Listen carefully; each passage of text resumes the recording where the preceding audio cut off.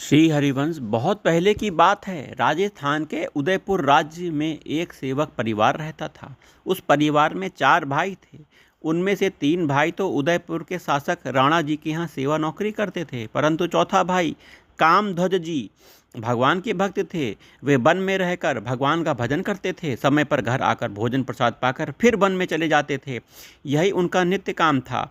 उनके भाई, तीनों भाई, उनको काम के ना काज के, दुश्मन अनाज के मानकर उनसे नाराज ही रहा करते थे। एक दिन तीनों भाइयों ने कामध्वज से कहा, भाई यदि तुम थोड़ी देर के लिए राणा जी के दरबार में चलकर हाजिरी लगा दिया करो तो हम तुम्हारा भी वेतन मिल जाया करे, जिससे घर का खर्च भी ठीक से चल सके। इस प्रकार कामध्वज जी बोले, मैं जिनका सेवक हूँ उनकी सेवा करता हूँ और उसी की हाजिरी बजाता हूँ, दूसरे से हमारा क्या काम।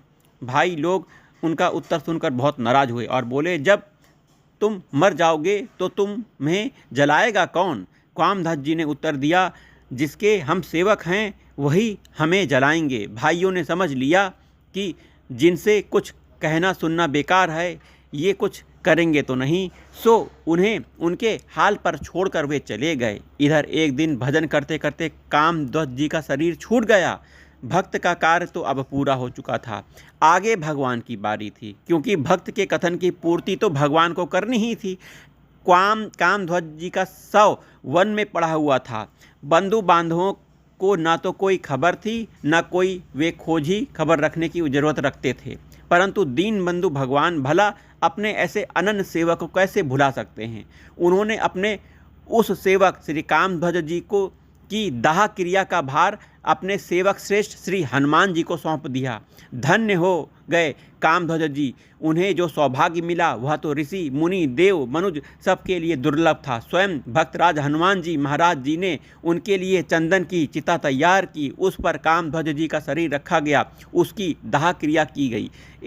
जिस वन में कामध्वज जी रहते थे वहाँ बहुत बड़ा प्रेत रहता था। कामध्वज जी की चिताग्नि से निकले परम पवित्र धुएं से स्पर्श आग्रहण से वे लोग उस अपवित्र प्रेत योनि से मुक्त हो गए। देवयोग से उस प्रेत मंडली का एक सदस्य उस समय कहीं चला गया था। वह वापस लौटने पर जब उसने अपने संगी साथियों को गायब देखा तो रोने लगा। वहीं एक सिद्ध संत रहते थे, उससे पूछा तो सारा वृत्तांत मालूम हुआ। अब तो वह पछताने लग गया, हाय हाय कहने लग गया, मेरा